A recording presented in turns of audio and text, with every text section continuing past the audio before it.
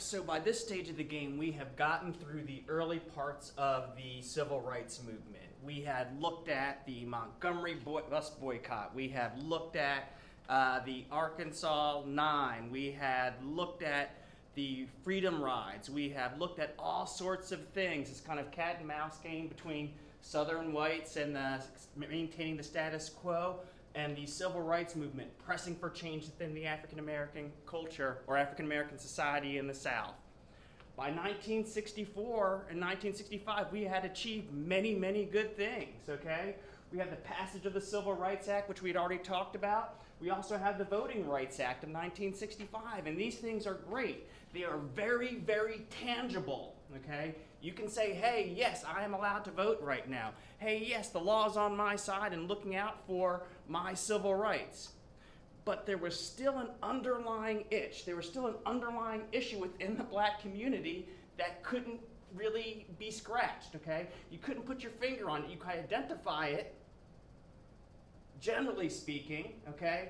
But there were still some issues out there that were just like not really where we wanted to be, okay?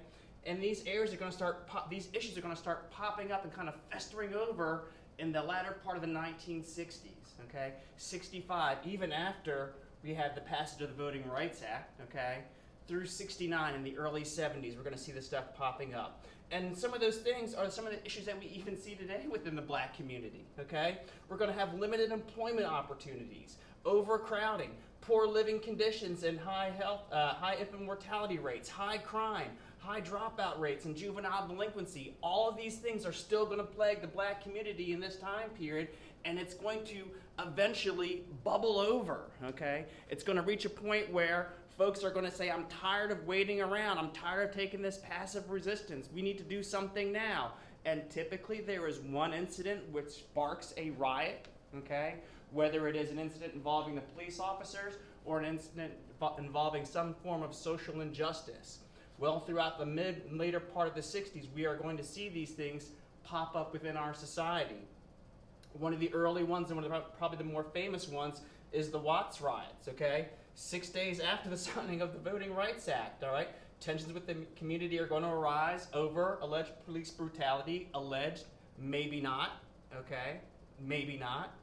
The riot's going to last for 6 days, and it's going to require 14,000 National Guard troops to restore order and violence. During this time period, 34 people are going to be killed, okay? And whole neighborhoods are going to be destroyed. And I can tell you now that it won't be until the 90s, the 2000s, till some of these areas are really fully restored to what they are, or to their earlier beauty, okay, and early potential. Throughout the latter part of the 60s, as I mentioned earlier, we're going to see riots popping up throughout the country. 67, we're going to see riots in Detroit and Newark. We'll see them in Minneapolis and St. Paul. Really? Yeah, exactly. Chicago in 1968. And the images, okay, that we are seeing in the news regarding these riots and the situations going on in the cities during this time period are going to lead President Johnson to say, what is going on with this country? What is going on right now? And he is going to launch what is known as, what's going to become to be known as the Kerner Commission, all right? Where these group of senators and congressmen and other folks are going to sit down and kind of look at what's happening in Detroit, look what's happening in Newark, and look what's happening throughout the rest of the country, Philadelphia, Trenton, Atlanta, and kind of see what's going on in the world, all right? And when they are done with their research and release their findings, they're going to say, hey man, okay, despite our best efforts, we've got some really strong problems going on here in this country. We are moving into two separate societies, one white, one black. Both separate, okay, and unequivocally unequal. So two societies.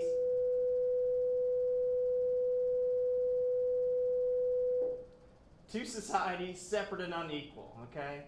In order to address some of these things, we're going to need to create 2 million jobs within the inner cities, okay? We're going to need the creation of 6 million new public housing units, okay? We're going to need to increase government efforts to fight de facto segregation. And if you remember, de facto segregation is not segregation by law, but it's segregation by circumstance. All the blacks live over here, all the whites live over here. Oh, we don't have any laws to say that the blacks can't move over here, okay? There's no law saying that, but banks won't lend to certain people trying to move into certain areas, okay? That's some de facto segregation, and we can talk more about that later on. And Johnson is like, okay, yeah, we need to address these things, but heck, man, I've got a war in Vietnam to pay for. I've got my war in poverty to pay for. How can I address this issue as well as those other things, okay? So Johnson's finding himself in a bit of a quandary during this time period. As this is happening, the civil rights leadership is moving in direction, all right? We had have achieved those main things that we wanted to, voting rights and civil rights. But there are other things out there. And Martin Luther King is going to start focusing on the idea of economic rights, economic justice. And this, some folks believe, is what got him into trouble, all right? Focusing on money, not necessarily rights. But that's a whole other story for a whole other time. And I can talk about that with you conspiracy theorists out there. All right. So one of his first moves after the Voting Rights Act and the Civil Rights Act is to address this issue, and he is going to target Chicago of all places. Okay, this is going to mark the first time that the SCLC is moving out of the South, their home turf, okay, into the North, into an undefined area for them. Yes, they are familiar with the politics of the North. Yes, they are familiar with folks in the North. A lot of support during the early days of the Civil Rights Movement came from the North. But they aren't really set up for what's going to happen when they come to Chicago, okay? Mayor Daley, who is the boss, basically, the political boss of Chicago, is not wanting any problems, okay? He's not going to want any kind of problems. Oh, Lord, here comes the SCLC King. They're going to march. They're going to do all this stuff. So before King can even march and do anything, he's going to sit down with Daley. Daley's going to invite him in and say, come on in, King, let's talk about these things. And King is going to air his grievances, okay? He's going to be heard by Daley. And Daley's going to say, yes, I understand. These are things that we need to do. I hear your grievances. And they're going to have a back and forth about what actions can be taken. And Daley is going to agree to some fairly progressive type actions on his part. Now, once King leaves Chicago, okay, nothing happens, and things go back to normal. And King is not used to this. They're not used to this kind of a thing. They're used to someone saying, no, we're not going to do it, which is great, because now we're going to protest and march and draw attention to your, the ugliness of your ways. Daley wasn't playing that, okay? Daley was simply saying, yep, we're going to placate, and then once everybody is gone and all the lights get turned off, guess what? We ain't changing squat. And that's what's going to happen. Okay, that's exactly what's going to happen in Chicago. This kind of a shift in policy, okay, this kind of a situation and lack of effectiveness by the SCLC is going to lead some folks to start changing their perspectives within the African American community. This idea of of peaceful civil disobedience is no longer going to be at the premier, I guess, or no longer the main idea of, excuse me, of what folks are going to need in order to move the issues forward. They're going to say, yeah, it was great to get hit over the head by sticks and chased by dogs at one point, but that's not going to be me anymore. I'm not going to take this lying down. I am a black person, I am beautiful, and I am proud, and I'm going to stand up for what I believe in. Hence, we have the idea of the Black Power movement that is going to call leaders in the civil rights movement to become more aggressive in their forms of protest, more aggressive in addressing issues that they feel are unjust and not working for them, okay? As we start moving through this time period, organizations such as CORE, Congress of Racial Equality, and the Student Nonviolent Coordinating Committee, which had allowed whites to participate in those organizations during this time period, okay, are going to start kicking them out of the movement. They're going to focus in harder and harder on just having blacks involved, again, with the idea of black pride, idea of setting up a separate culture within the United States. Heck, we are already two separate societies, right? That's what the Kerner Commission said, right? So why not go ahead and take that to the next level? And that's what these organizations are going to start doing, okay? Kind of one of the forefathers of this idea of black nationalism or black pride is Malcolm X. Now, we've heard a lot about Malcolm X in our time period, and his timeline, though it runs parallel to the civil rights movement, he will rise and fall before things really start to get super crazy towards the latter part of the civil rights movement. Anyways, he's going to be born as Malcolm Little, going to grow up in the Boston area, Roxbury, I do believe. He's going to be involved with crime at an early age, okay? Eventually, he will land himself in prison where he starts studying a little bit about Islam, and he's going to join the Nation of Islam, okay? Now, the Nation of Islam is different than regular mainstream Islam, okay? They are going to different in that they are going to preach black nationalism and believe that blacks should separate themselves from whites and should be self-sufficient. A lot of these ideas have potential. The idea of self-sufficiency is a fantastic one. But realistically, okay, even though we are, well, realistically, we're a pluralist society, okay? We're in a mix. There's no real way that you can separate yourself one from the other. Yes, in small areas, in small ways you can, certainly, okay? There are plenty of gated communities around this country, all right? But realistically, it is not the idea that is accepted by most individuals, okay? By 1964, Malcolm is going to break with the Nation of Islam. He is going to recognize that, dang, you know, the Honorable Elijah Muhammad has been preaching some hypocrisies out there, okay? He's talking one thing on one side, but doing something else on the other side. And during this time period, he is, after separating from the Nation of Islam, Malcolm X is going to journey to Mecca, okay? And he is going to see that, wow, Muslims aren't all black. They come in all shapes, sizes, and colors. This is a good thing. So he's going to start questioning what he had learned while he was a member of the Nation of Islam. And when he returns back to the United States, he's going to begin speaking out against the Nation of Islam. He will continue to promote the ideas of Islam, okay, the spiritual ideas, and some of the ideas that he picked up from the Nation of Islam, okay?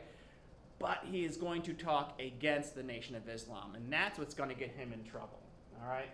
And 65, I want to say in April of 65, maybe a little bit earlier, the date, I am not sure, but I've got a great clip here, which I'll link into the video. He's assassinated for his efforts. Some believe that he was assassinated at the order of Elijah Muhammad, and that Farrakhan was the person that organized that. Again, conspiracy talk, that's a whole other discussion for a whole other time period. But we will see the rising and the fall of the great leader of the Black Pride movement in a very short window. His ideas, however, are going to be carried on, okay, by others who will pick up the torch and promote this idea of black pride and black self-sufficiently. Let's try this one more time. Black pride and self-sufficiency. All right, that's close enough. Stokely Carmichael, the first leader of the SNCC, Student Nonviolent Coordinating Committee, he's going to leave in 67 and pursuing the idea of Pan-Africanism.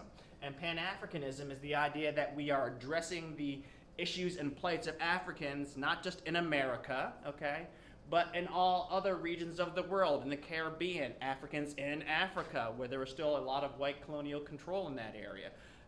They feel that by addressing it in just one little area, you're really missing the whole big picture, okay? And so he's going to become more of a Pan-Africanist in his approach, okay? And he's going to be involved with the Black Panther Party for a while as well, spokesperson for them.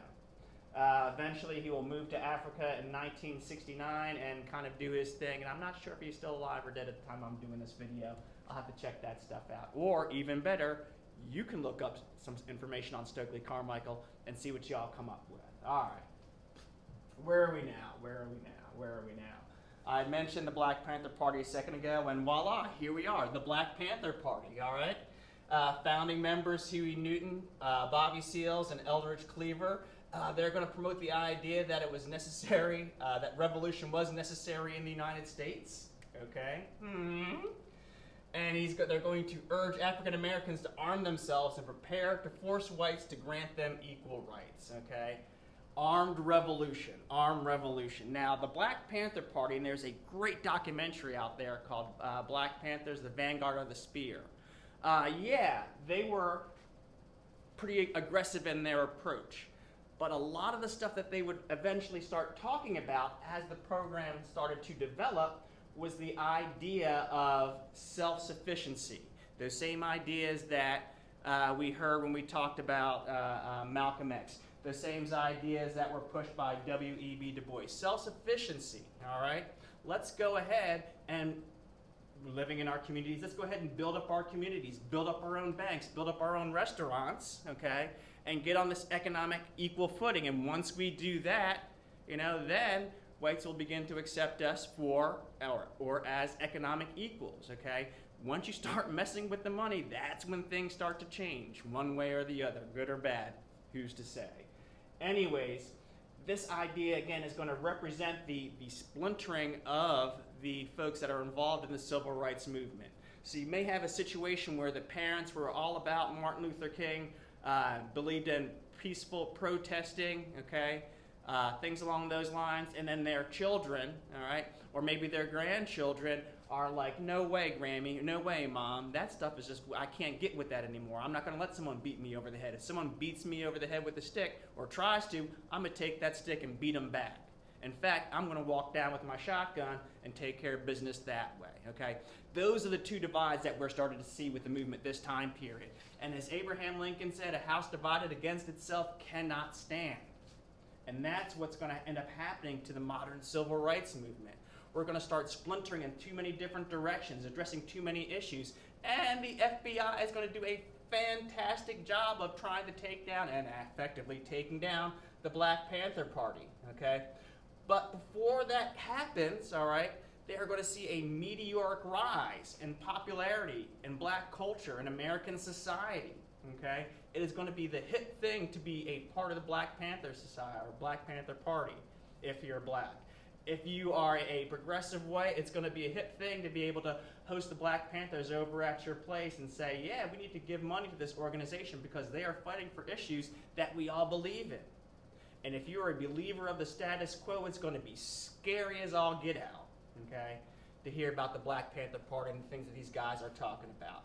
But as I was saying, okay, the Black Panther Party, they're going to call for an end of racial oppression and for African Americans to gain control of institutions within their own communities. Again, banks, schools, hospitals, etc. Okay? We need to do for ourselves because nobody else is. I had mentioned a few minutes ago about the splintering of the party. Two different ideas. All right? Parents were all about marching with Martin Luther King. I know my mom did. She was at the D.C. rally, okay? Their offspring, their children or their grandchildren may be like, no way, I'm down with the Black Panther Party. Regardless of your beliefs, okay, King was still a guiding light within the community. You may not 100% agree with him, but you can appreciate everything that he did. April 4th, 1968, King will be assassinated.